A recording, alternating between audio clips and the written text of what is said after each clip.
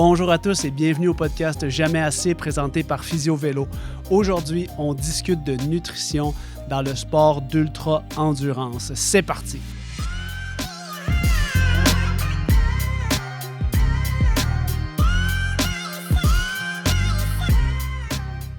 Dans cet épisode du podcast Jamais assez présenté par Physio Vélo, j'ai la chance de recevoir Ève Crépeau. Ève Crépeau, nutritionniste sportive, nous fait l'honneur de sa présence et on discute avec elle de l'ultra-endurance, donc tous les événements qui durent de 8 à 24 heures, mais surtout, on discute de nutrition. Pourquoi les besoins nutritionnels sont tellement importants à combler dans les ultra-longues distances? Quelles sont les erreurs les plus fréquemment rencontrées? On discute des électrolytes. Est-ce que c'est juste du marketing, les électrolytes, ou est-ce que ça nous apporte vraiment quelque chose? Mais à travers ça, vous allez découvrir un peu les mythes, les réalités. Vous allez pouvoir vous concentrer sur les choses qui sont essentielles.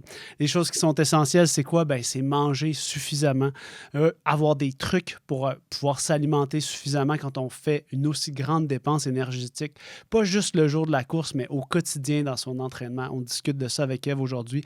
On parle de l'impact aussi de la culture des diètes sur l'alimentation pour les sportifs qui font de l'endurance puis qui ont besoin d'énormément de calories pour pouvoir subvenir à leurs besoins métaboliques de base, mais aussi à toutes les dépenses énergétiques qu'ils vont rencontrer lorsqu'ils s'entraînent autant. On va parler de la surcharge en glycogène, bien sûr, parce que c'est un inévitable. On va parler des problèmes digestifs qui accompagnent la prise de certains glucides. On va parler de tout ce que vous pourriez rencontrer comme problème si jamais vous voulez faire des ultra-distances. On va aussi discuter de certains événements plus personnels. Ève nous raconte un petit peu les ultras qu'elle a couru, un événement d'hyponatrémie. Bref, on explore tout ça avec une experte passionnée, qualifiée. J'espère que vous allez apprécier cet épisode autant que moi. Je remercie Ève et je vous souhaite une excellente écoute. Alors, bonjour Ève. Bonjour. Je suis content de te retrouver. Tu le sais, hein, tu as été l'épisode le plus populaire, fait que c'est comme la carte chouchou. Je suis obligé de faire honneur à ton expertise, ta bonne humeur. Je pense que les gens ils ont apprécié beaucoup de l'épisode qu'on a fait ensemble la saison passée. Mais oui, en plus, tu as créé Capitaine Glucide depuis. Tout le monde en parle, hein? C'est incroyable. Je pense que puis on pourra geeker là-dessus, mais tu as vraiment fait un bon travail visuel. Je pense que c'était une de tes amies qui a comme créé la... Ben, j'ai dessiné. C'est toi qui as dessiné. C'est moi qui l'ai dessiné, mais c'est une de mes amies qui m'a aidé à mettre ça sous forme visuelle. Et, en tout cas, moi, je suis pas très bonne avec la techno, là. Okay. Mais c'est mes petits dessins de patates, puis de bonbons et de pâtes. C'est tellement bon, là. Moi, en tout cas, je trouvais ça très... ça faisait très pop-tart. On avait parlé de pop-tart. Oui. Je trouvais ça très, très bon. Fait que tant mieux si ça t'a permis de consolider ton personnage, ton marketing. Aujourd'hui, je t'ai invité parce que j'avais vraiment envie qu'on parle d'une tendance dans la culture, disons... Bon, la classique culture de la performance, là, qui dicte un petit peu la culture du sport, peut-être trop des fois, mais finissons l'hyperbole pour revenir à nos moutons. Le point, c'est juste de dire que la tendance en ce moment, c'est de vouloir faire des très longues distances. Ouais. Tu sais, à cette heure que c'est rendu populaire de faire un marathon ou un Ironman, ben là, si tu veux être underground, il faut que tu fasses un 100 miles. Oui. Puis là, quand tout le monde va faire des 100 miles, il va falloir qu'on fasse des 200 miles. C'est de plus en plus grand, c'est incroyable. Mm-hmm. Puis c'est drôle parce que je vois plein de memes sur Instagram ces temps-ci où est-ce qu'ils parlent de ultra, triple, triathlon. Je sais pas à quel point c'est vrai parce que c'est tellement absurde de faire comme 80 marathons de suite. Puis bref... Mais c'est vrai que c'est une tendance puis que c'est dans l'air du temps de vouloir faire plus avec les ultra-trails, l'ultra-cyclisme. C'est de plus en plus populaire, effectivement. Tu sais, il y a toujours un plaisir à, je pense, se dépasser, là, puis se découvrir soi-même à travers le sport. Là. C'est vraiment quelque chose de fantastique avec le sport, mais c'est vrai que des fois, ça a l'air un peu une parodie. Le sport devient parodié par le plus de sport jusqu'à temps que tu fasses plus de sport. Puis... Bref, ben c'est une question plus large que juste la nutrition, mais si on se concentre aujourd'hui sur la nutrition, l'objectif, c'est de parler de c'est quoi les impacts au niveau nutritionnel de faire une épreuve qui dure aussi longtemps. Tu sais, moi, personnellement, je pense que le plus long que j'ai fait de sport en continu, ça doit être un genre 5-6 heures, puis moi, ma passion, c'était plus d'aller vite, pas longtemps, que d'aller très moyen, très longtemps. Ouais.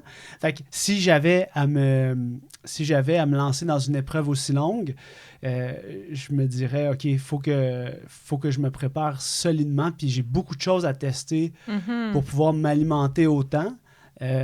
Pour avoir de l'énergie tout le long. Fait que c'est un peu ça. La première question que j'ai envie de te poser, c'est quoi la chose la plus importante à savoir ou le mythe à déconstruire quand on veut faire aussi longtemps de sport, 8 à 24 heures? Puis je suis sûr que tu as des athlètes en tête, tu as ton expérience personnelle aussi de très longue distance. Ouais. Fait que c'est quoi le changement de paradigme qui doit se passer quand on parle de nutrition? En fait, plus l'événement est long, plus la nutrition est importante. Tu sais, tu peux faire un 5 km sans trop de préparation nutritionnelle, puis tu vas t'en tirer. Tu ne mangeras pas vraiment pendant. Puis, bref, c'est pas assez long. Si ça va pas, ce que tu as mangé avant, tout ça, tu vas t'en tirer. Ça fonctionne pas comme ça pour un 50 km. Là, si tu manges pas, puis tu n'es pas bien préparé, puis tu le wings un peu, là, puis que tu improvises. Tu le wings? Ça veut dire quoi, ça, tu le wings? Que tu l'improvises. OK. Ça va pas bien se passer, tu sais. En fait, plus c'est long, plus il y a de chances qu'il arrive des bad luck. Oui. Puis des situations qui font en sorte que tu n'étais pas préparé, tu te sentais pas prêt à ça, justement, tu n'avais pas prévu le coup. Puis, donc, plus c'est long, plus il faut penser préalablement à la nutrition, puis pas juste la veille, là. Tu sais, il faut, comme tu disais, tester différentes choses. Que ce soit sur le vélo, à la course, comment est-ce que je vais tolérer tel aliment quand ça fait 8 heures de temps que je cours ou que je suis sur un vélo. C'est pas la même chose que si j'en mange une fois, tu sais. Quand ça fait des heures et des heures que je mange des glucides, bien, ça se peut que mon intestin il soit moins content. Mais il y en a quand même besoin. Mais ça, il faut que je le teste puis que je vois qu'est-ce qui fonctionne bien ou pas. Puis, plus c'est long, plus je dois être un peu créatif aussi avec la nutrition. Tu sais, je peux plus juste manger un gel à toutes les 30 minutes. Bien, à un moment donné, mon cerveau ne voudra pas, mon corps ne voudra plus non plus. Ça va être très difficile. Donc, il faut être plus créatif dans les choix alimentaires. Il faut peut-être un peu plus sortir aussi des concepts de nutrition sportive. Tu sais, peut-être que là, juste des glucides rapides, simples, comme un gel énergétique, bien, ça ne fonctionnera plus. Tu sais, quand tu vas dans un ultra-trail, par exemple, dans les ravitaux, bien, tu as du bacon. Puis ça fonctionne. Les gens veulent quelque chose de salé, de plus gras qui va un peu couper justement les glucides.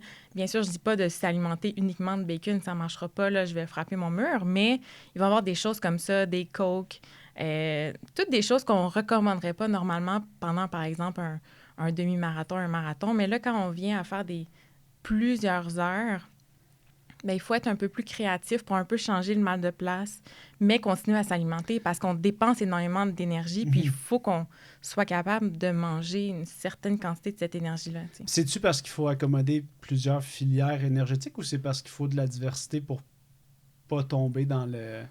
Tu sais, ton estomac, il est plus compliant si tu lui donnes plein d'affaires différentes ou... Bien, la priorité, ça va toujours être des glucides. Tu sais, parce que les réserves énergétiques, tu sais, tu as plein de réserves de lipides puis de gras dans ton corps. De base, idéalement. Tu pourrais t'offrir bien longtemps là-dessus. Par contre, si tu utilises tes gras, tu n'es pas capable d'avoir une intensité très élevée. Donc, ça peut fonctionner si tu fais très longtemps du vélo, très longtemps de la course à une faible intensité, mais souvent, ça tente d'aller quand même un peu vite. Ça ne tente pas de juste marcher ce 8-24 heures-là, peu importe, tu sais.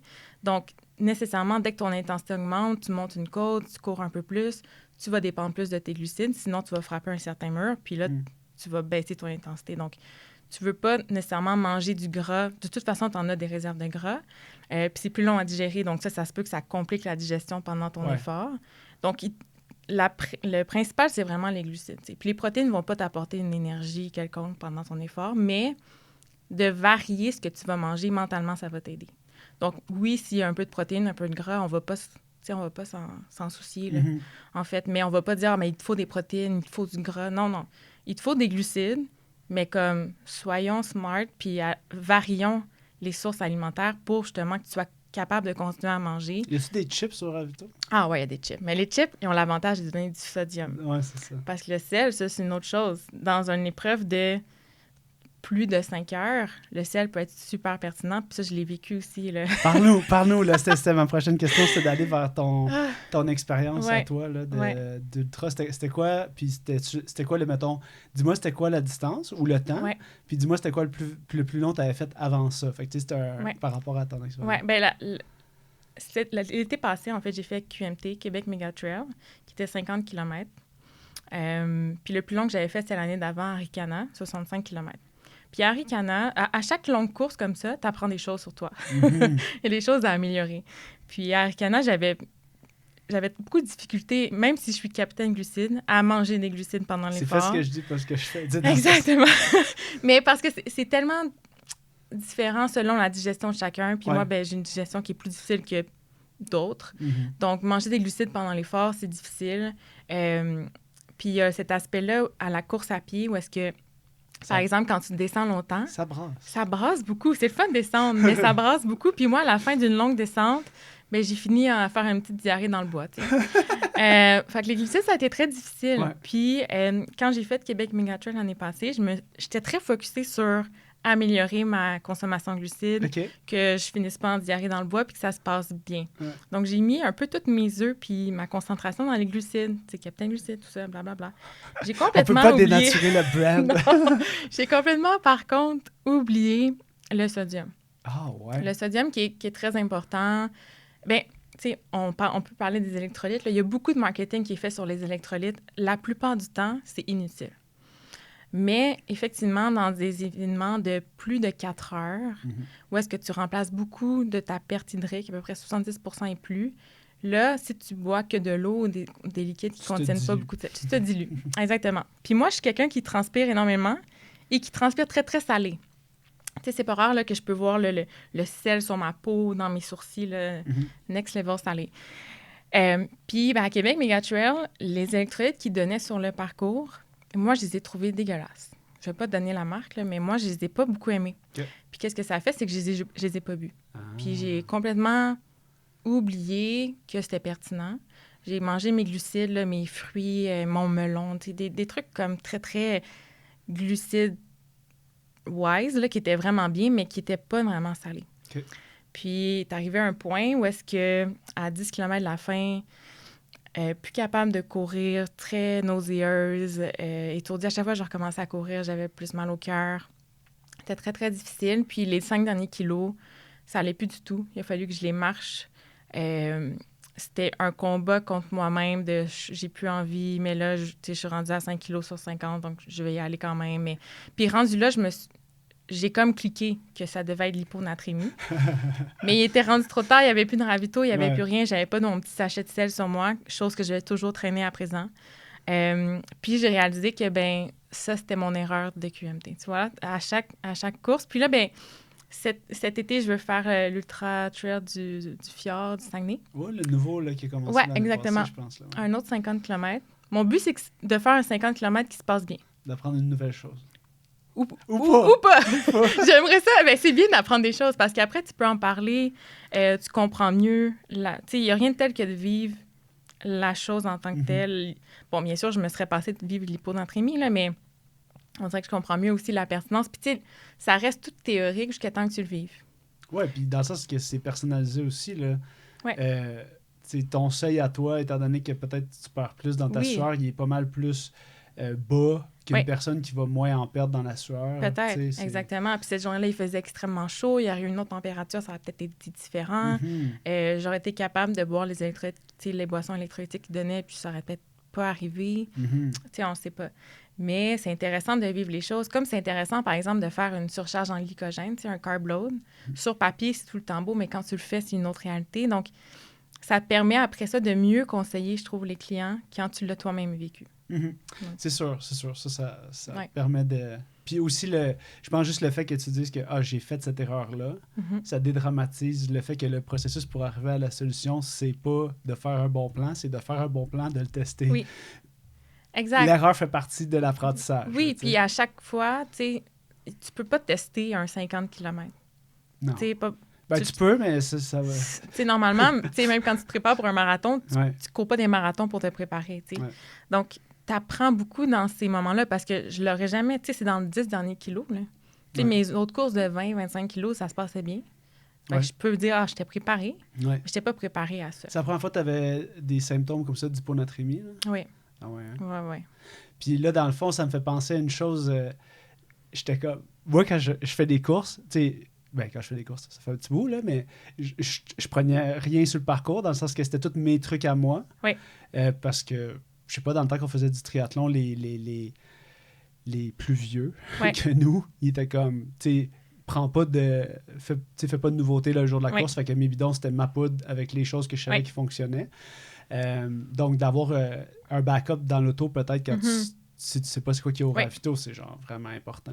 Surtout que toi, t'as traîné des melons d'eau. Là. Non, c'est ça, j'ai pas traîné de melons d'eau. Qu'est-ce qui se passe avec traîner des melons d'eau? Ça, c'était absolument au ravito. Okay. Et c'est ça l'affaire avec la trail, c'est que tu peux pas tout traîner tu non peux plus. pas tout traîner sur ton petit sac parce qu'à un moment donné, tu n'as pas une brouette derrière toi, tu sais. Puis tu n'as pas de gens qui te suivent en auto en plein milieu de la forêt. Donc, tu te fies beaucoup au ravito. Mais mon erreur, ça a été de ne pas tester avant les suppléments, par exemple, suppléments d'électrolytes qui étaient fournis sur... On le sait d'avance. Donc, j'aurais pu me dire, j'ai jamais testé ceux-là, je vais y goûter. Donc, ça, c'est un peu une rookie mistake. À l'avenir, je recommanderais aux gens...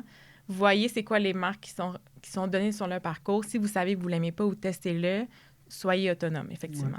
Puis dans ce cas-là, est-ce que tu penses que tu parlais d'un sachet de sel, mais tu sais, les petites capsules, là, ça aurait pu faire la job aussi, les petites capsules de sodium? Les capsules peuvent faire la job, mais une pincée de sel aussi. T'sais. Ouais.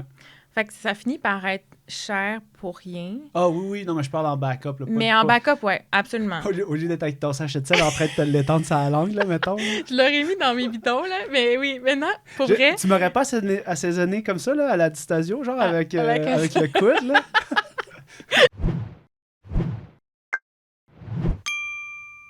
Chers auditeurs, j'espère que cet épisode vous plaît. Jusqu'à présent, je prends quelques secondes de votre temps pour vous dire que la meilleure manière de rentrer en contact avec l'équipe Physio Vélo et d'avoir accès à toutes les primeurs et même des codes promo sur nos formations, eh bien, c'est en s'abonnant à l'infolette. Vous pouvez vous abonner à l'infolette simplement dans les commentaires sous le podcast, sous la vidéo.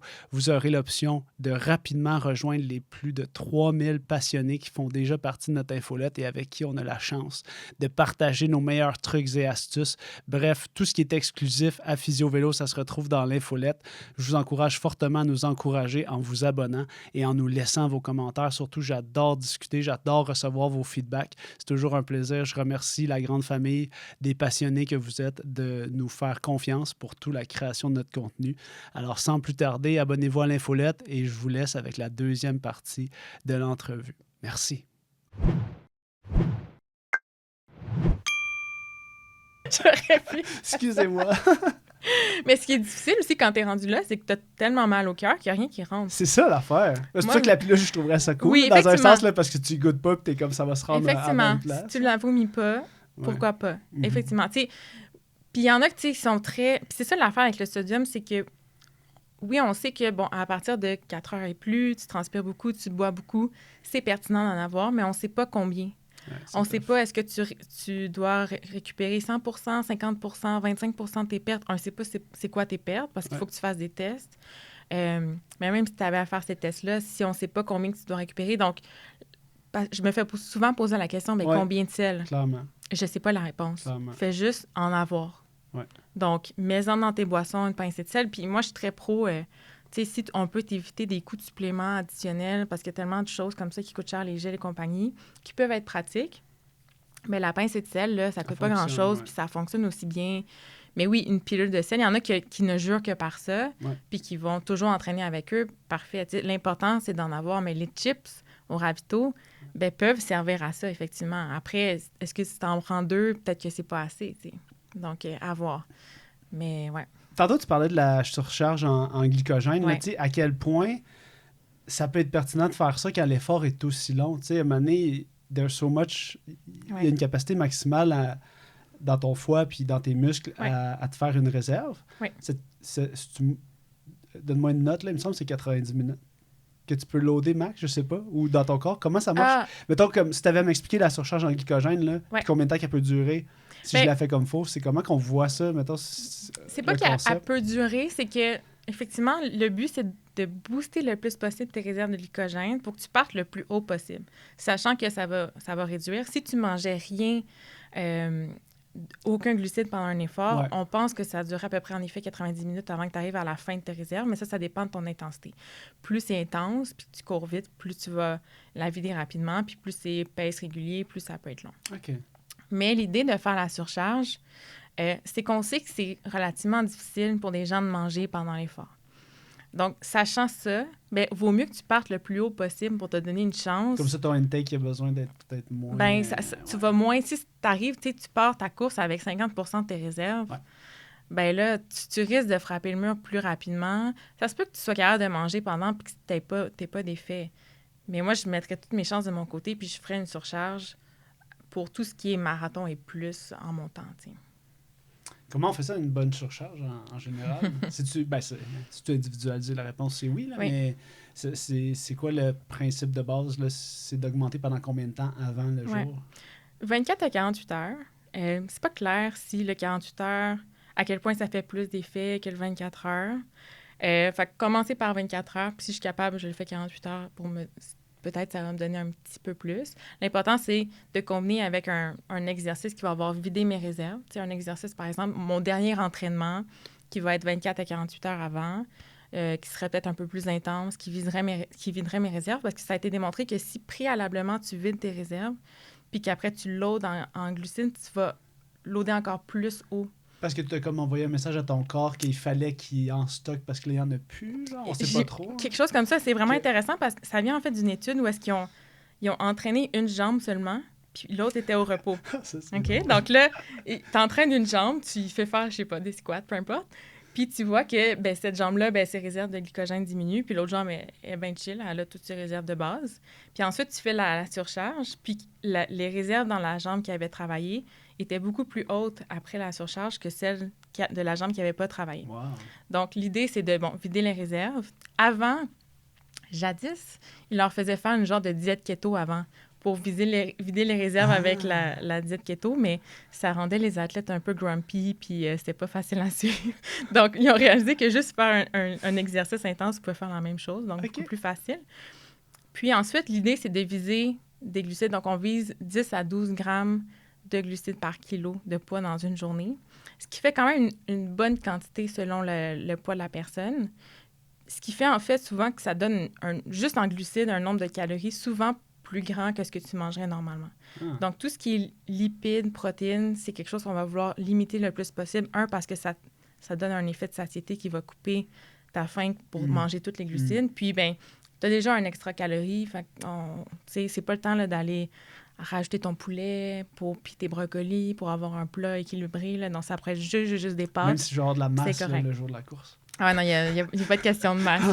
Puis, il n'y a pas de question de se peser non plus. Parce que l'affaire aussi... C'est que tu veux peut-être augmenter un petit peu, genre, ton poids? C'est que ton poids, il va augmenter juste à cause de l'eau, en fait. Ouais. Parce que chaque gramme de glycogène emmagasiné dans tes muscles est associé à 3 grammes d'eau. Donc, ton poids, il va augmenter. Mais dans la tête de beaucoup de gens, ça va faire comme... Ratio poids-puissance. Oh non, je prends du poids, je suis en train de prendre du gras. Ce qui est absolument pas ça, c'est de l'eau, mais ça joue dans la tête des gens de voir le poids sur la balance qui augmente. Fait que souvent, je recommande de ne pas se peser cette journée-là. Parce que de toute façon, c'est un poids qui est temporaire, qui va être perdu quand je perds toute cette eau-là et ce glycogène-là. Donc. C'est quoi la proportion de gens qui se pèsent en tant qu'athlète? Là? Moi, je suis pas dans ça, là, mais je suis curieux de juste que tu me donnes ton take sur c'est-tu une grande proportion? J'ai aucune idée de la proportion, mais j'ai des athlètes qui se pèsent à tous les jours, comme j'en ai qui ne se pèsent jamais. OK. Mais ouais, il y a quand même une tendance peut-être à se peser puis à vouloir... Tu sais, il y a une préoccupation excessive par rapport au poids qui est un peu omniprésente dans notre société. Là. C'est ça. Donc, pour les athlètes, oui, ça arrive. Puis moi, je trouve qu'il y a juste du négatif à se peser. Parce que si tu te pèses puis tu as pris du poids, tu vas dire « Ah non, il faut que je fasse attention, je vais comme... » Même inconsciemment, tu vas peut-être te restreindre. Puis si tu te pèses puis tu as perdu du poids, tu vas être content puis tu vas comme peut-être continuer à te restreindre pour continuer à être... Dans les deux cas, tu marches dans un système restrictif où est-ce que c'est difficile de... Ouais, fait que j'aime mieux le moins possible la balance si possible.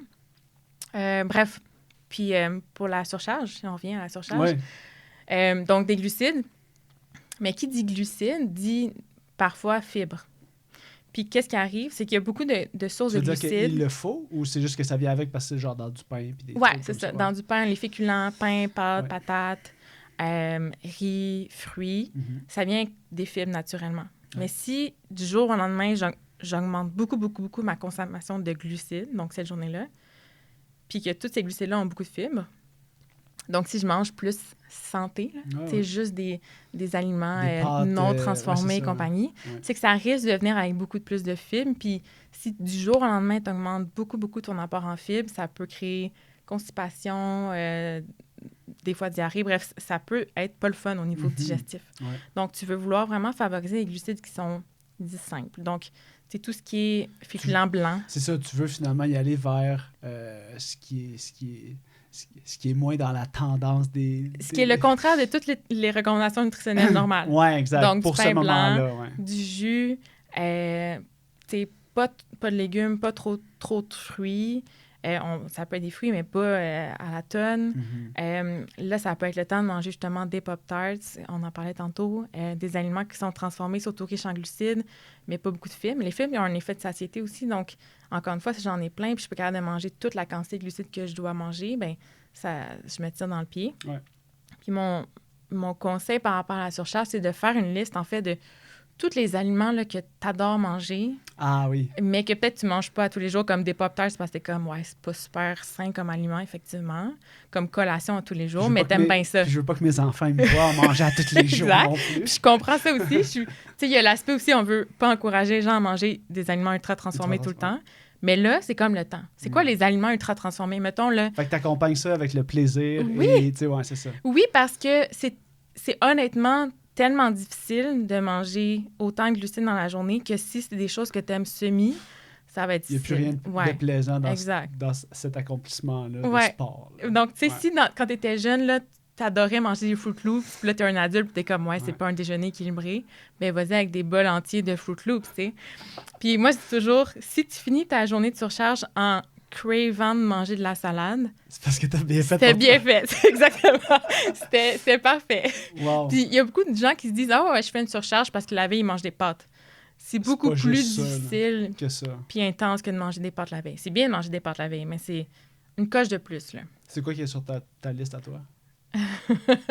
Qu'est-ce qu'il y a sur ma liste à moi? Moi, tu vois, j'ai retrouvé des trucs que je mangeais dans mon enfance que je mange plus. Genre des hauts caramel. Qu'est-ce qu'il y avait? Tu sais, des barres de chocolat. Toutes des choses que je mange plus au quotidien, mais quand j'étais petite, j'aimais beaucoup manger des gaufres égaux, des trucs comme ça. Puis honnêtement, j'ai été un peu déçue. Tu sais, les hauts caramel n'étaient pas aussi bons que dans mon souvenir d'enfance. Wow. Mais bon, tu sais, c'est des choses comme... Puis quand tu regardes ton plan, tu dois être un peu comme excité puis avoir hâte de faire ça. Puis il y a des gens, honnêtement, qui aiment ça, qu'à chaque année, c'est quasiment comme s'ils font du sport pour pouvoir faire la journée de surcharge, c'est des bonbons, des trucs comme ça. Mais moi, j'ai trouvé ça très difficile. Tu sais, à un moment donné, ça tombe sur le cœur, là, puis il faut que tu en manges souvent. Là. Moi, en vieillissant, j'ai moins le goût. J'ai moins ce goût-là. Ah ouais, non. Je suis plus du tout excitée à l'idée de faire une surcharge, mais je sais que ça peut être pertinent. Okay. Ouais. Il y avait un produit qu'il fallait vraiment que je te parle depuis l'année passée que j'ai découvert. Oui, dis-moi. Si j'avais quelque chose à mettre sur ma liste, c'est pas du Nutella, là, c'est la marque Kraft qui fait ça. Oui. Mais le croustillant. Oui, le croustillant. Ah! Il est tellement bon, le croustillant. J'en ai pas amené aujourd'hui, mais comme... Qu'est-ce qui se passe? Pourquoi on achète encore du Nutella? C'est fini, là. Non, moi, j'achète plus ça. Le Kraft, il n'y a pas d'huile hydrogénée. Le pot rouge, là. Oui. Acheter le pot Oui, rouge. J'ai le pot rouge chez nous, je te jure. Dieu, c'est trop le bon. Le croustillant, c'est le meilleur. On fait aucune publicité. Sérieux, c'est tellement dans les cheveux, comme... Mais le Nutella, tu sais, c'est bon parce que c'est très riche en sucre, mais c'est riche en gras aussi. Ouais. Il faut faire attention par rapport à ça, mais tu sais, ça reste un wrap Nutella, croustillant, banane. Les toasts Nutella banane, là. Ça, c'est aussi bon que quand j'avais 7 ans ou 16 ans, c'est comme... Mais tu vois, ça fitterait dans une surcharge, ouais. Nutella banane, là, ça, c'est bon. Maintenant qu'on a parlé des glucides pour ça, là, il y a une autre grosse tendance dans la culture de l'optimisation puis de la performance, là. C'est tout ce qui est la suite là, de l'histoire keto, là, c'est les cétones, là, on dirait. Ouais, les ketones. J'ai-tu le droit de rentrer là-dedans? Oui, t'as le droit. J'ai deux, trois petites choses à dire. J'ai fait quelques recherches là-dessus parce que c'est quand même assez nouveau comme supplément. C'est quand même assez cher. C'est extrêmement cher. C'est très cher. Déjà, ça coûte cher être un athlète quand tu t'achètes tous les cossins de nutrition sportive. Et un vélo. Et un vélo. Parlons de la dépense cycliste. Et le linge de vélo qui coûte quand même assez cher aussi. Bref, les ketones, écoute, sur papier, ça a l'air potentiellement bon. C'est quoi les tests sur papier qui fait que Mais attends, sur papier, dans le sens où, tu sais, on dit, OK, les ketones, les cétones, l'idée derrière ça, c'est que ça préserverait tes réserves de glycogène en étant un substrat énergétique que ton corps utilise. Et donc, tu peux préserver tes réserves de glycogène, donc arriver moins vite à zéro. Ouais.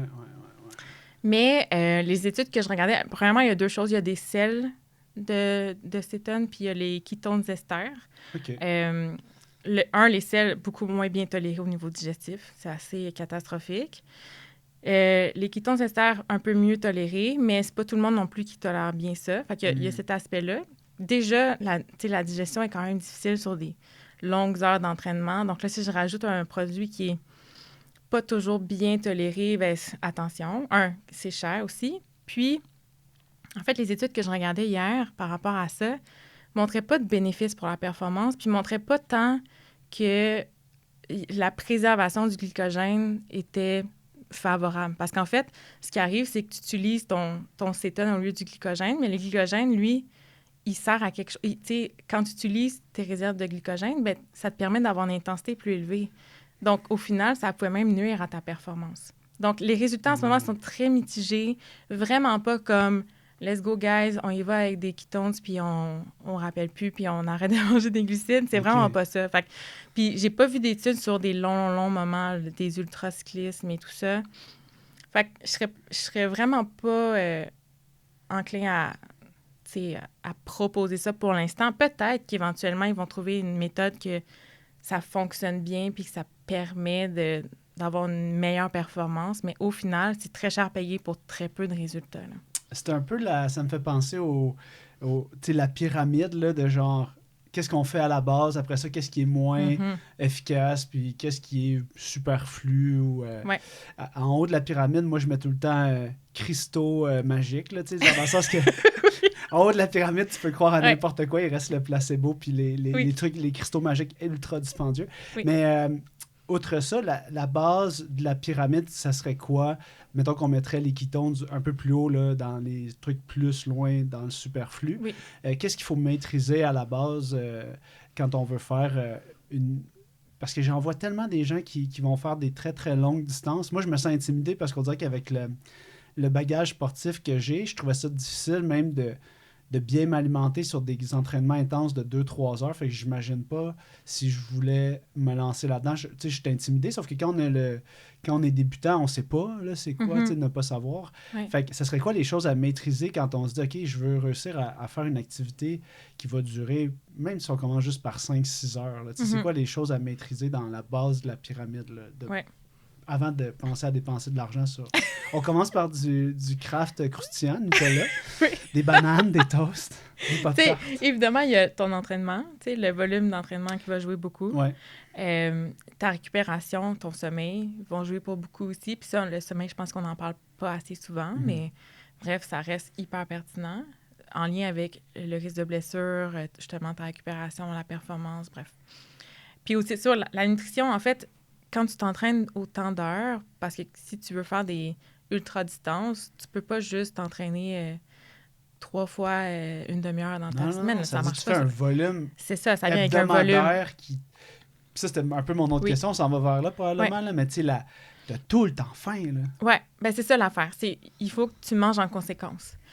Puis moi, je le vois beaucoup. Tu sais, je vois pas juste des gens qui font des ultras, là, mais je vois de tout type d'athlètes. Puis la tendance que je remarque, c'est à quel point les gens mangent pas assez. C'est vraiment rare que je vois des gens qui mangent trop, des athlètes qui mangent trop. Beaucoup plus tendance, c'est vers le pas assez. Puis des fois, là, pas rare moins que le métabolisme de base. Donc, moins que le minimum que le corps a besoin de faire quand il fait rien du tout. Là. Wow. Puis quand même, ils s'entraînent là-dessus, puis ils sont comme, oh, ouais, c'est bon. Ils sont fatigués, là. Ils sont fatigués, mais on dirait qu'ils minimisent ça, puis c'est comme leur normal. Ouais. Tu sais, ton corps, tu t'habitues un peu jusqu'à temps que tu manges plus, puis tu fasses comme, wow, j'ai dormi de l'énergie. Péter le feu, man, quand je bouffe, là, ouais. Exact. Puis il y a l'apport énergétique total, mais il y a l'apport en glucides aussi qui est presque quasiment tout le temps sous les recommandations. Très rare, encore une fois, que je dis à quelqu'un, hey, là, tu manges trop de glucides, il faudrait que tu réduises. Ou qu'il en mange la bonne quantité plus souvent qu'autrement, il n'en mange pas beaucoup. Puis, ben ça peut mener à problèmes de récupération, plus de risque d'être malade. Ouais. Parce que le sport à ce niveau-là, à cette intensité-là, ben ça a un effet quand même néfaste sur ton système immunitaire. C'est un stress physiologique, là, exact. ce que tu t'induis. Là, exact. C'est Puis ça a été démontré que de prendre des glucides pendant un effort va réduire l'augmentation du cortisol qui peut, lui, nuire au système immunitaire. Donc, ça aide à réduire cet effet-là négatif sur le système immunitaire. Beaucoup plus de risque de blessure aussi si tu ne manges pas assez par rapport à tes besoins. Puis le fait de manger pas assez aussi pourrait nuire au sommeil. Puis là, ben, c'est un cercle vicieux de non-récupération. Il n'y a rien de pire que de se réveiller la nuit et d'avoir faim. Ah non, ça, c'est vraiment un red flag. Là. Si tu te réveilles la nuit en ayant faim, c'est clairement que tu n'as pas assez mangé dans la nuit. Puis c'est pas parce que tu te réveilles pas pendant la nuit en ayant faim que tu as assez mangé aussi. Mais ouais, donc de manger suffisamment et de manger suffisamment de glucides serait la base pour moi. Puis ça, c'est clairement pas là dans la plupart du temps. Oui, exact. Fait qu'on garde notre budget. Notre budget qui tourne, on le met sur les pop-tarts et sur le Nutella croustillant. Le Nutella croustillant. Le message est passé. Oui, exact. Lorsqu'on parle de suppléments, j'aurais comme le goût d'explorer, là, maintenant qu'on a fait la base, une des choses que tu as mentionné au début de notre discussion, c'est le fait de le sodium, les électrolytes. Fait que la pincée de sel, qu'est-ce qu'on retrouve dans le marketing des électrolytes qui serait vraiment pertinent autre que le sodium finalement dans la poudre? Juste le sodium. Juste le sodium, OK. C'est plate de même. Toutes les autres électrolytes, potassium, magnésium, calcium, normalement, avec une alimentation équilibrée, on en récupère suffisamment. Mm-hmm. Puis, c'est vraiment le sel, le sodium qu'on parle le plus dans la sueur. Fait que c'est lui qui est éventuellement important à récupérer. A besoin de remplacer, ouais. Mais normalement, là, le sodium, tu pourrais le récupérer après ta course d'1h30, puis ça serait correct, tu n'aurais pas besoin d'en avoir pendant. Par contre, le sodium a quand même l'effet de retenir l'eau. L'eau, ouais. Donc ça peut être quand même pertinent, puis ça améliore le goût aussi de la boisson, d'avoir du sel dedans. Ouais. Sucre et sel. Donc, c'est quand même pertinent d'en avoir, même si je fais une course de 2 heures. Je dis pas en bas de 4 heures, là, tu touches pas au sodium. Puis non, il y a d'autres avantages, mais est-ce que tu as besoin de le récupérer pendant la course? Pas nécessairement. Tu risques pas de faire l'hyponatrémie après 2 heures de course. Mm-hmm. Mais il y a des avantages. Mais tous les autres électrolytes, là, pour moi, c'est pure marketing. Puis c'est très fort. Hein? Les électrolytes dans la tête de beaucoup de gens, c'est nécessaire tout le temps, puis c'est mieux que les glucides. Je sais pas, ils ont bien réussi leur coup quand même. Mm-hmm. Mm-hmm. On dirait que quand j'achète, je suis coupable d'acheter de la poudre. Oui. Mais quand j'en achète, on dirait que pour moi, c'est que j'achète, si j'étais le gars de marketing, des fois je le suis pour Physio Vélo, mais moi, ce que j'achète, c'est la simplicité, dans le sens que j'achète dans ma cuillère il y a les glucides, un peu de sodium. Oui. Puis honnêtement, les autres trucs, pour moi, j'achète pas d'électrolytes en soi. Je pense que j'achète juste de la poudre de glucides pour faire mes bidons. Ça, je trouve ça très pratique. 100%, absolument. Moi, ce que je déplore, c'est justement les électrolytes sans glucides. Okay. Parce que ça existe beaucoup. Oui. Puis, il n'y a pas de situation où est-ce que tu as besoin d'électrolytes, mais pas de glucides. Parce que, si je te dis que tu as besoin surtout d'électrolytes en haut de 4 heures, puis quand je dis électrolyte, je parle surtout de sodium, bien, tu as besoin de glucides aussi. Mm-hmm. Puis dans ton effort de 1 heure, où est-ce que tu n'as pas nécessairement besoin de glucides, bien, tu n'as sûrement pas besoin d'électrolytes. Après, ces poudres-là, magiques, comme tu parles... Ils sont pas magiques, là, mais j'aime ça. Non, mais si ça donne un goût à ton eau, ouais, puis que ça t'incite à boire plus, parce que sinon, de l'eau, tu n'en boiras pas, pourquoi pas? Mm-hmm. Mais de s'enlever de la tête que c'est nécessaire de prendre des électrolytes. Parce Ouais. que ça, je pense que c'est la confusion qu'il y a dans la tête de beaucoup de gens. Puis des fois aussi, quand tu bois tout le temps de la poudre, Oui. ben t'aimes ça boire un verre d'eau flat. Ouais. C'est le fun. Ben oui. Puis c'est aussi de se dire, ben est-ce que j'ai vraiment besoin de quelque chose de sucré, Ouais. qui goûte sucré, mais qui n'a Ouais. pas de glucides en ce moment? Est-ce que je peux aussi, tu sais, m'entraîner à être satisfait avec de l'eau? Ouais. Tu sais, ben, ça, c'est plus pour le quotidien, là, Ouais. l'envie de toujours avoir plus de sucré, mais... Ouais. Moi, on dirait qu'une des choses que j'ai appris, par contre, avec le temps puis les années d'entraînement, c'est que quand j'étais plus jeune, ben, t'es jeune et fringant, fait que t'as moins de besoin de calculer tout ça. T'as Oui. plus de résilience au niveau de ton corps. Oui. Mais maintenant, je vais vraiment faire attention si c'est 1 heure, c'est sûr que je vais faire attention d'avoir mangé une toast Nutella banane. Ou, tu sais, quelque chose, là, vraiment une barre tendre, Oui. de pas partir, puis que, mettons, à 3 heures de l'après-midi, puis mon repas, ça remonte à midi. Ouais. On dirait que je suis moins résilient maintenant à m'entraîner, surtout si je veux donner un pace, là, tu sais, Ouais. où est-ce que je vais faire, je sais pas, plus que ma zone 2. Ouais. Là, je vais manquer de gaz, je le sais si ça fait 1 heure. Ouais. Fait que, tu sais, je suis plus prudent par rapport à ça. Puis ça, je suis conscient aussi que tout le monde est différent. Là. Moi, j'ai comme ma petite recette à force de faire des erreurs puis de bunker quand je suis rendu même pas à mon point de turnaround. Il faut que je revienne. Genre, puis je suis comme, bon, je vais-tu caler un Uber ou je vais marcher? On apprend tous de nos erreurs. Ouais. Puis, tu sais, moi, j'ai testé aussi là, la fameuse diarrhée. Mais non, ce que je veux dire, c'est que j'ai testé des gels. Oui. Puis, il y a vraiment des gels qui passent pas du tout. Oui, puis, il y a d'autres gels qui sont, je sais, tu sais, honnêtement, j'ai pas assez de connaissances pour avoir étudié j'ai pas pris le temps de regarder qu'est-ce qu'il y avait dedans. Mais je sais qu'il y a comme une marque en particulier que je ne tolère zéro. Mon estomac, mon transit, il est comme, non, ça, on n'en veut pas ici. Fait que, tu sais, je pense que c'est... Puis peu importe la sorte, là, Oui. dans le sens, c'est d'explorer Oui. J'allais dire ça te fait chier, mais en entraînement, tu sais, c'est gossant, mais c'est bien mieux que le jour de la course, là, pour tester tes... Puis c'est ça qui est fascinant en nutrition, c'est que tu as la théorie, puis après, tu as l'individualité de tout le monde. Mais on dirait que ça, c'est la...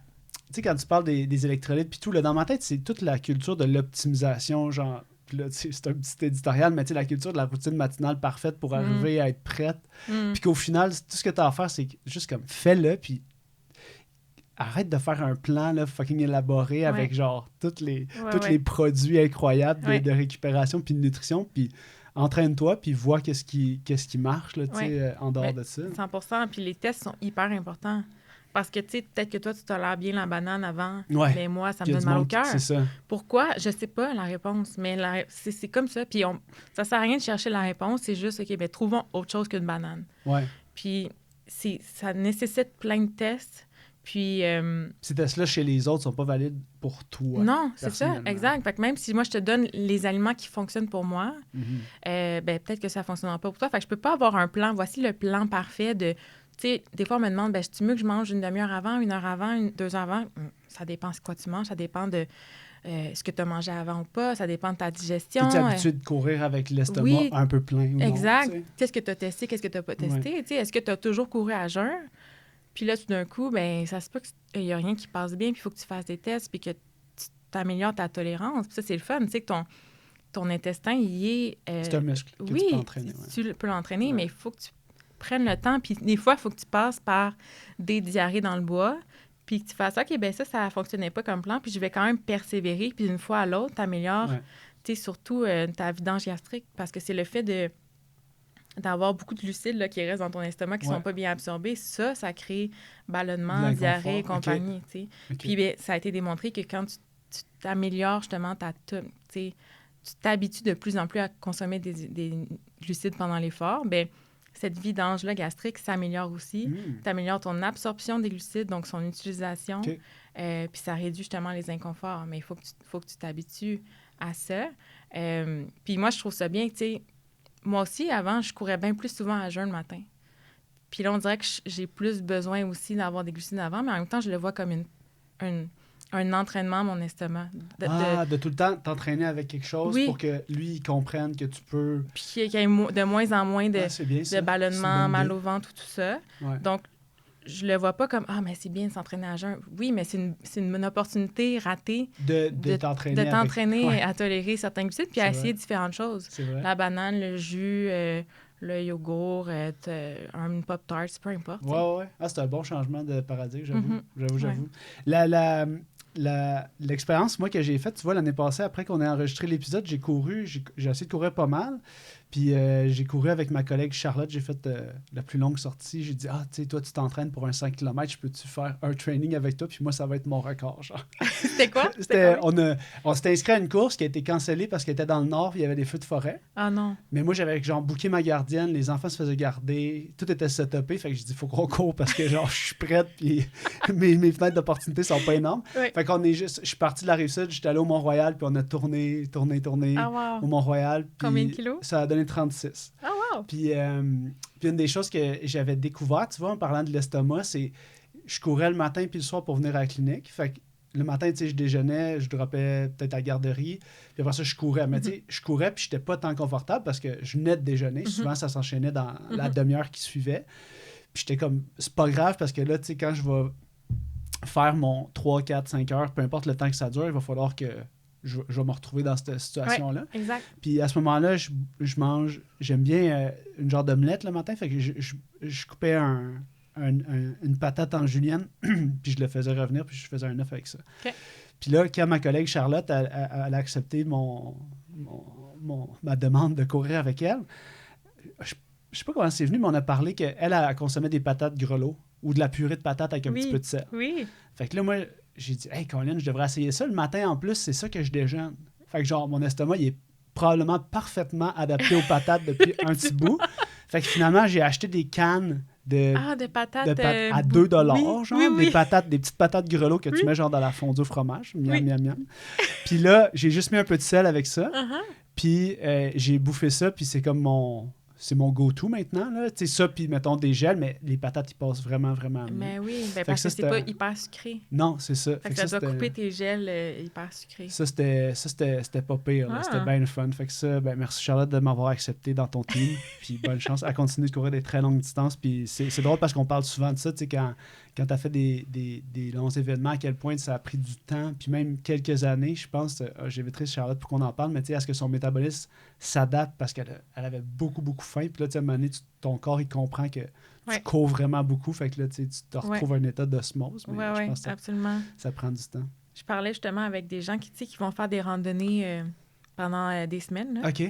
Puis qui n'arrivent pas justement à manger, à combler leurs besoins, parce que, tu sais, quand tu fais des randonnées pendant des jours de temps... À cause que tu traînes ton stock, tu veux dire, déshydraté ou... Non, juste parce que tu dépenses beaucoup, beaucoup de calories. Ouais, puis de manger sur une randonnée, c'est tough. Tu n'arrives pas à manger autant, fait que tu finis par comme être tout le temps en dessous de tes besoins. Ça peut monter à combien, mettons, que tu fais de la randonnée, ta dépense au-dessus de ton seuil, c'est 2 fois le... J'ai aucune idée. Non, Je pense que ça peut dépendre de ton intensité, évidemment, dénivelé, tout ça, mais bref, c'est souvent difficile de manger d'à côté ta dépense énergétique. Puis elle disait que après 2-3 semaines de randonnée, elle revenait, puis ça y prenait encore une fois 2-3 semaines où est-ce qu'elle avait tout le temps faim. Ouais. C'est comme si son corps était dans cette idée-là juste comme on vient de traverser le désert, mangeons maintenant. Oui, puis peut-être qu'elle arrivait parfaitement à combler ses besoins, mais il y avait comme cet effet genre de PTSD du corps qui était comme... Moi, j'ai besoin de plus de calories, j'ai tellement été en déficit longtemps, donc c'est fascinant quand même. Donc, faire des tests, puis laisser le temps au corps de s'adapter, puis le muscle, l'estomac, c'est un muscle. Oui, ça, c'est vraiment fascinant. Une des choses que je voulais discuter avec toi, c'est en fait, une chose que j'ai pas mis dans les questions que je t'avais envoyées, puis que tu m'avais mentionné que c'était un sujet qui était hyper passionnant. Je vais continuer à faire un petit détour, puis je te dis après c'est quoi. Je fais comme Jean-Philippe Vautier, je fais des questions interminables. OK, je te suis. Je l'ai trop écouté. On t'aime, Jean-Philippe. Avec l'arrivée des ultras, une des choses qu'on a parlé l'année passée, c'est le REDS. C'est l'acronyme pour les gens qui sont en déficit, etc. Relative Energy Deficiency in Sport. Fait que là, tu veux-tu nous faire un portrait de la situation? Parce que j'ai l'impression qu'on va en voir de plus en plus, ou du moins, on devrait être capable de voir les red flags par rapport à ça, étant donné cette tendance-là du dépassement de soi qui va bien au-delà de ce qui serait...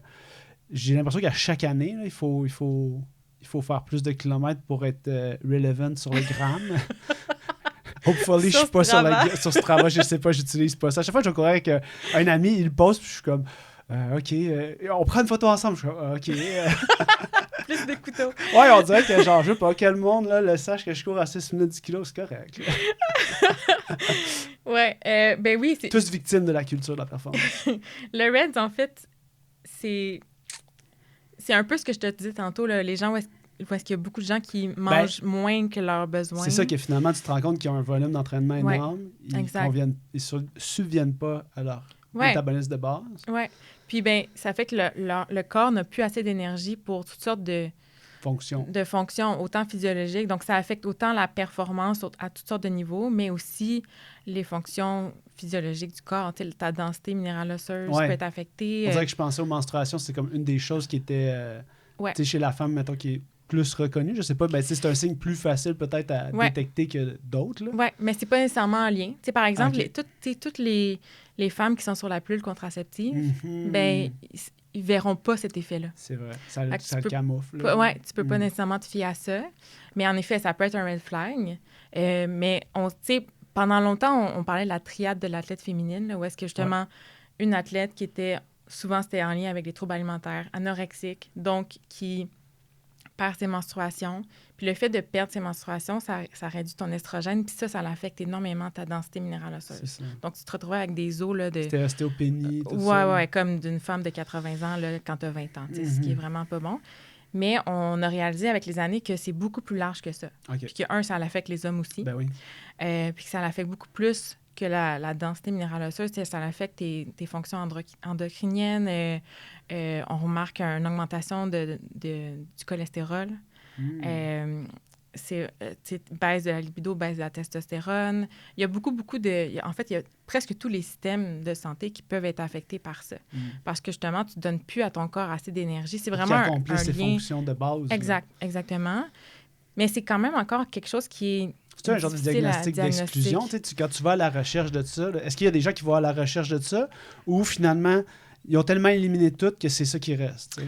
En fait, ça évolue beaucoup dans les dernières années. Là, il y a un nouvel outil qui est sorti en 2023 pour un peu catégoriser si tu es dans le vert, jaune, orange ou rouge. Cool. C'est comme un spectre de risque. Puis, en fait, pour évaluer ça, c'est beaucoup de tests biochimiques. Tu sais, justement, la testostérone, il y a des choses comme Mais toujours, faut-il que tu connaisses ton base level, probablement? Bien, c'est ça, quand tu vas faire un test sanguin, bien, tu sais, il dit si tu es dans la norme. Ouais, après, on ne sait pas c'était quoi ton base level, mais c'est toutes des choses qui sont difficiles à aller chercher au niveau... subjectif? Bien, dans le sens où c'est pas tous les médecins qui vont accepter que tu testes ta testostérone, ta T3. Il y a un coût. Il y a un coût. Puis, il y a je pense, dans le monde médical, qui est à l'extérieur du sport, qui ne connaissent pas encore ça. Donc, à moins que tu sois avec un médecin sportif qui, lui, est au courant de cette problématique-là puis qui peut peut-être te prescrire tous les tests, c'est difficile d'avoir tous ces tests-là. Puis, c'est drôle parce que hier, j'avais une formation là-dessus, justement, sur des cas typiques de REDS chez des hommes. Ouais. Puis, d'un labo à l'autre, ta ferritine, ta testostérone pouvaient varier d'une journée à l'autre juste parce que le labo utilise une façon d'évaluer différente. Donc, même ça peut affecter ton diagnostic. Donc, difficile d'avoir un diagnostic vraiment là, clair et net, en tout cas jusqu'à maintenant. Il y a des outils qui sont utilisés, mais moi, je te dirais déjà, c'est un red flag de dire, bien, la personne, quand tu calcules ses apports, sa dépense est en bas de ça. Après, est-ce que tu peux dire si c'est un RED ou pas? Non, mais tu peux clairement dire que, il y a un risque de problématique. Tu peux aller voir certaines... Tu sais, le cholestérol, peut-être quelque chose qui est un peu plus facile à aller chercher que la T3 ou autre chose. Mais bref, c'est difficile au niveau du diagnostic, mais c'est clairement présent. Puis avant, on pensait que c'était présent comme juste chez les gymnastes, là, tu sais, anorexiques et compagnie. Puis on se rend compte que c'est présent chez tous les sports, en fait. Autant chez les hommes que chez les femmes, pas juste chez les sports qui sont jugés, esthétiques et compagnie, tu sais, volleyball, soccer, ça peut arriver partout. Puis évidemment, plus ta dépense énergétique est grande, par exemple, quand tu fais de l'ultra, bien, plus tu es à risque. Plus tu es proche de ne pas combler tes besoins. Bien, plus c'est difficile, finalement. En fait. Ça demande plus de discipline puis plus d'efforts. Puis il y a plein de gens qui peuvent être en RED, pas parce qu'ils sont anorexiques ou quoi que ce soit, mais juste parce que inconsciemment, ils n'arrivent pas à combler leurs besoins parce qu'ils n'ont peut-être pas faim, et leur horaire ne leur permet pas de manger aussi souvent qu'ils devraient, ils ne cuisinent pas, donc c'est difficile de manger. Il y a plein de raisons qui peuvent expliquer, puis c'est pas juste volontaire. T'sais. C'est pas juste parce que je veux perdre du poids. Il y a cet aspect-là aussi de mais ça, c'est quelque chose, poids, peut-être avec la nutrition qu'on oublie, là. Peut-être qu'on peut explorer ça quelques instants, mais le fait que, tu sais, quand tu as des athlètes de haut niveau, c'est un programme en soi de t'alimenter correctement. Tu sais, ça devient partie de tes devoirs.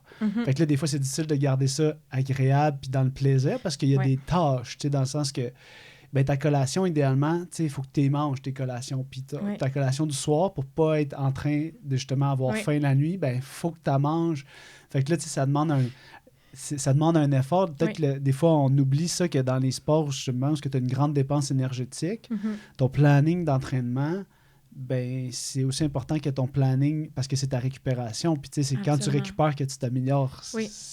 Oui, puis de manger pendant l'effort. As-tu des athlètes qui trouvent ça difficile de combler leurs besoins, tu sais, quand tu les cancels, justement, tu sais, parce que toi, tu as l'air de dire que c'est un défi en soi de dire aux gens, là, tu manges pas assez pour tes besoins de base. Si vraiment c'est la performance que tu recherches, il va falloir qu'on soit plus discipliné que ça dans la quantité qu'il faut que tu manges. Absolument. Je pense que ça peut être difficile, justement, dans la discipline de l'horaire, parce que ça devient quasiment un travail fardeau, à temps partiel. Oui, parce que tu manges souvent, puis là, tu pars avec ta boîte à lunch qui est grosse comme ça, puis il faut que tu l'aies planifié, il faut que tu l'aies acheté. Faut que tu sois dispo là, à portée de main. Oui, faut que tu y penses d'avoir ces 8 collations-là dans ta journée, par exemple. 100%.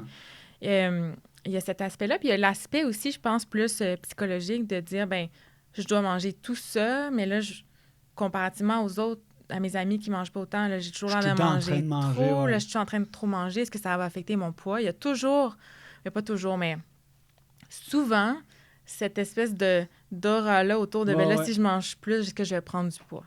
Tout le temps. Donc, restriction involontaire, sans que tu t'en rendes compte de dire, oui, mais je veux pas prendre du poids. Puis, tu sais, course à pied, cyclisme, le poids fait une différence sur la performance, c'est vrai. Mais de pas manger aussi fait une différence sur la performance.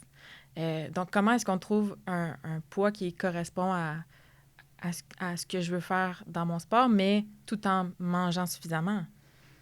Parce que techniquement, si je mange suffisamment, je devrais pas prendre du poids. Puis comment on fait ça pour pas décourager non plus l'athlète?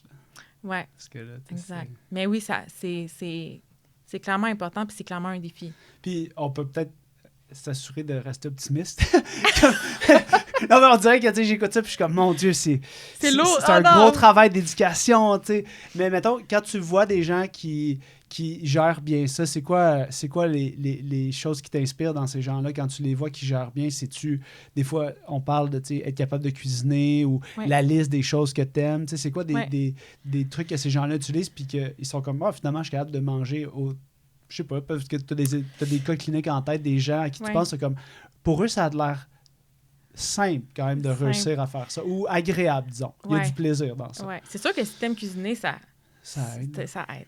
Moi, je te dirais, ce que je remarque, c'est quand les gens font l'effort de manger plus et qu'ils voient un impact sur leur énergie, là, sont motivés à continuer à le faire. C'est vraiment l'espèce de loop de... récompense. Ça fait du bien, comme je me sens bien. Je pensais que j'étais bien avant, mais là, je vois l'effet. Je suis capable de rentrer mes entraînements. Je me sens pas tout le temps fatiguée. Tu te sens vraiment mieux mentalement, physiquement. Oui, tu es disponible. Donc, ça te motive à continuer à le faire. C'est vraiment, faut essayer de se rendre là, le tester, voir l'effet. Après, moi, j'ai même plus de... J'ai rien à faire, là. Tu comprends? J'ai plus à te convaincre qu'il faut que tu manges. Tu l'as vécu. T'es auto-convaincu, là. Mais il faut que tu te rendes, faut que tu l'essaies. Puis, il y a beaucoup de gens, je pense, qui sont en dessous de ce moment-là, où est-ce que t'es comme... T'as le effet. De wow, comme... Mon Dieu, les glucides, c'est le fun, finalement. Donc, de se rendre là, je pense que ça a de la motivation. Oui, c'est ça, de sentir que tu n'es pas obligé d'être tout le temps pété, même si tu t'entraînes beaucoup. Dans le sens que tu peux être raqué, mais tu peux quand même avoir l'énergie de faire ta journée puis d'être de bonne humeur aussi, parce que ça affecte l'humeur là, quand tu es... À 100%, puis... Moi, en tout cas, ça affecte mon humeur. Puis d'arrêter de penser que c'est normal de te sentir comme ça. Ouais. C'est parce que je m'entraîne beaucoup, donc je suis tout le temps fatiguée. C'est comme... Non, ça se peut que ça soit pas normal, puis que si tu manges de façon appropriée, tu vois une énorme différence. Puis que là, tu vois aussi tes gains au niveau de la performance. Puis ça, c'est motivant aussi. Ouais. Parce qu'au final, tu fais ça pour ta performance la plupart du temps, tu sais. Ouais. Parce que quand tu es rendu à faire Ouais. 300 km de vélo, à moins que ce soit pour le plaisir, mais c'est correct. C'est sûrement un mix de plaisir, performance C'est pour et tout ça. Strava, c'est pour Strava. Ou pour manger plein de glucides. Ouais. Mais une des choses, moi, que je retiens vraiment qui me marque, c'est la liste des choses Oui. que tu aimes consommer. Parce Oui. que moi, quand je vais à l'épicerie, que ce soit avec mes enfants ou tout seul, souvent, je vais m'assurer d'avoir des trucs que, justement, des Pop-Tarts ou des collations vraiment que, je vais vers cette collation-là automatiquement parce que, je me fais toujours des choses que je suis certain d'aimer. Ouais. Parce que le reste du temps, on va cuisiner ou on va faire des choses, mais d'avoir la liste des choses que, quand ça va moins me tenter, ou avant un entraînement, des fois, tu es comme, je sais qu'il faut que je mange pour bien m'entraîner, mais là, c'est pas le temps de commencer à chercher. Ouais. Tu le veux dispo straight away. Fait que des fois, j'ai des on avait ça quand on était jeune, là, des rouleaux fruits? Des rouleaux fruits. Oui. Ben oui, ça, c'est Des parfait. rouleaux fruits. Tu les entoures autour de ton doigt. Oh mon Dieu! Non, je l'ai jamais fait, mais c'est parce que les gens me disaient qu'ils l'entouraient autour de leur doigt. Oui, on faisait ça mes quand parents, on ils était acceptaient pas ça. Nous, on mangeait du quinoa. C'était pas ça. Merci, maman, de m'avoir appris à cuisiner. Merci, maman, Oui, papa. c'est quand même bien, c'est très bien. Mais fait que des fruits to go. Qu'est-ce que j'ai d'autre? Ah, les petites gaufrettes, là. Les petites gaufres-nac, là, au caramel. Oui. Qu'est-ce que j'ai d'autre? Puis, tu sais, ça, il y en a à l'épicerie aussi, là, tu sais, des gaufrettes. Des jujubes, là. Des jujubes. Oui, des jujubes de base aussi. Tu sais, il y a beaucoup d'aliments qu'on peut trouver à l'épicerie qui vont être moins chers que ce qu'on trouve pour sportifs. Puis, j'encourage les gens à explorer un peu plus que, justement, les gels, puis les blocs, puis des trucs comme ça. Évidemment, c'est pratique. Moi, j'en ai aussi. C'est pratique. Moi, je pense que c'est le côté pratique que je consomme là-dedans. Mais au final, quand t'as pris pas mal de gel pendant plus qu'un an ou deux, t'es comme... Ah ouais. C'est pas... Non. T'es comme... C'est pas l'expérience culinaire du siècle. C'est pas là que j'ai le plus de plaisir. Absolument, absolument. Puis ça revient cher, le gel aussi. Une dernière chose que je voulais te parler dans cette conversation-là, c'est le rôle des probiotiques. Puis cette santé-là, ben là, c'est un sujet très vaste, on s'entend, là, le microbiote. Le microbiote. Ou microbiome. Ouais. Il y a les deux. Il y a les deux, ouais. Je pourrais pas dire exactement la différence entre les deux, mais oui. Tout ça pour dire que la seule chose que je fais, c'est boire du kéfir. Est-ce que c'est correct? Oui. Mais écoute, c'est vrai. Non, mais des produits fermentés. Oui. Fait que j'aime beaucoup le kimchi. Kimchi. Tempeh. Kéfir. Choucroute. J'ai de la misère à l'apprêter, mon tempeh. Je sais pas par où je prends ça. Marination. Ça se dit. Trempage. Le fameux trempage de Ricardo. Ouais, mais c'est comme le tofu, hein. Si tu le marines pas le très tofu, bien. je le maîtrise. Ouais. Mais le tempeh, bon, c'est pas tout le monde qui aime. Le tempeh est plus difficile à aimer que le tofu. Oui, parce qu'il est fermenté. Il est fermenté. Il y a des gens qui n'aiment pas du tout le goût. Mais tu parles-tu des microbiotes quand tu le cuis, ton tempeh? Non, il faut que tu le cuises, le tempeh. Les probiotiques. Il faut que tu le cuises, le tempeh. Parce que sinon, je pense que ça peut être toxique. Comme tu vois, j'en achète pas souvent. Mais tout ça, le kombucha aussi. Bref, il y a quelques aliments qu'on peut prendre, comme le kéfir que tu me disais, qui vont avoir des probiotiques. Tu peux aussi supplémenter en probiotiques. C'est un large sujet. Ça aussi, j'ai fait des recherches hier parce que c'était... que j'aime ça quand mes invités sont bien préparés. Je suis tellement reconnaissant. Non, mais c'est intéressant parce que moi-même, je me mets à jour sur le sujet. C'est ce que les gens me disent. C'est comme, ça fait ça un petit bout, j'avais pas checké. Mais pour vrai, la nutrition, ça évolue tellement, c'est fascinant. Mais en fait, ce que ça a été démontré, c'est que c'est surtout utile dans un contexte de où est-ce que tu vas avoir, par exemple, un camp d'entraînement, une grosse compétition ou un voyage pour éviter justement le problème au niveau digestif puis même être malade.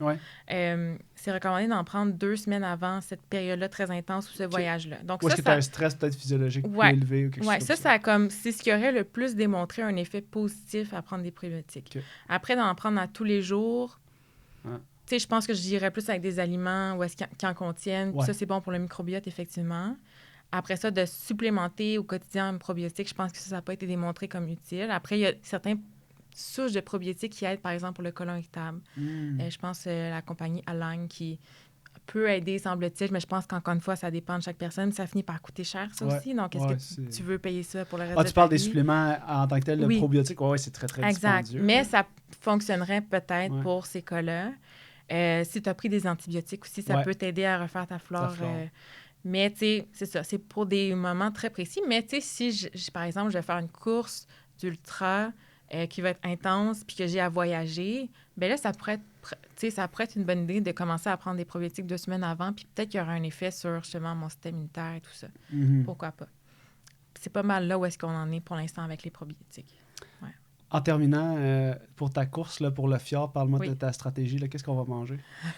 C'est encore trop loin. C'est encore trop loin? C'est encore trop loin. C'est au mois d'août. Écoute, il va y avoir du sel. Je te garantis qu'il va y avoir du sel. Il va falloir que là, maintenant, je pense glucides, sel, comment j'allie les deux. Mais c'est ma priorité. J'ai même pas priorité de temps, quoi que ce soit. Je veux finir la course en bon état. Ouais. Là, t'étais... Pas en diarrhée, mal au dos, à moitié morte, ou pas en hyponatrémie. Si je finis avec le sourire puis que ça s'est bien passé, pour moi, ça va être une victoire. Ouais. Mais j'apprécie... bien que je n'ai pas apprécié ces expériences-là, je les apprécie beaucoup a posteriori. Ouais.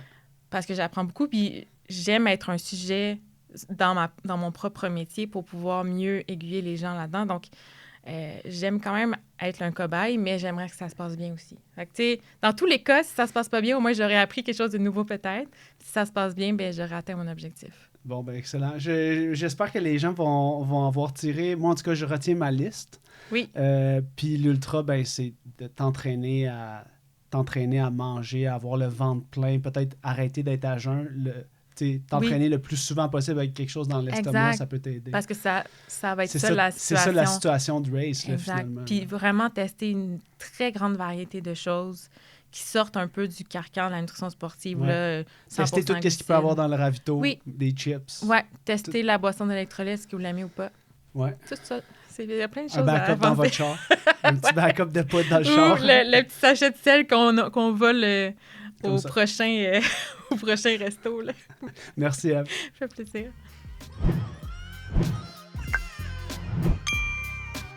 Chers auditeurs, merci pour votre écoute. C'est toujours un privilège d'avoir votre confiance dans le contenu qu'on produit chez Physio Vélo. On se revoit dans la prochaine écoute et n'oubliez pas de vous abonner à l'infolette. À bientôt.